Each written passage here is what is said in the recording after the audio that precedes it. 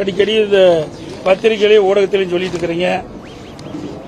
என்னுடைய மகன் மிதுன் அவர்கள் அரசியலை வருவதை பற்றி பல விமர்சனங்கள் தொலைக்காட்சியிலையும் ஊடகத்திலும் வந்திருக்குது. அது தவறு. என்னுடைய மகன் மிதுன் அனைத்து இந்திய அண்ணா திராவிட முன்னேற்ற கழகத்தில் அடிப்படை உறுப்பினராக மட்டும்தான் இருக்கின்றார். கட்சியில் எந்த பதவியிலும் இல்லை என்பதை திட்டவட்டமாக தெரிவித்துக் கொள்கின்றேன். என்னுடைய மகன் அரசியலுக்கு வரமாட்டார். மீண்டும் ஒருமுறை சொல்கிறேன், அடுத்த திருத்தமாக சொல்றேன். பத்திரிகையாளர் ஊடகம் அவதூறு செய்தி தயவு செய்து பரப்ப வேண்டாம். என்னுடைய மகன் மிதுன்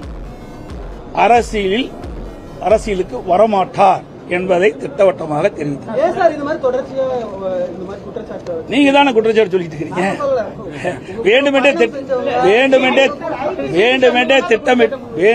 திட்டமிட்டு அவதூறு செய்தியை வெளிப்படுத்திட்டு இருக்கிறாங்க. இனிமேல் அதை வெளியிட வேண்டாம் என்று நானே ஊடகத்தின் வாயிலாக பத்திரிகையின் வாயிலாக தெளிவுபடுத்தி விட்டேன்.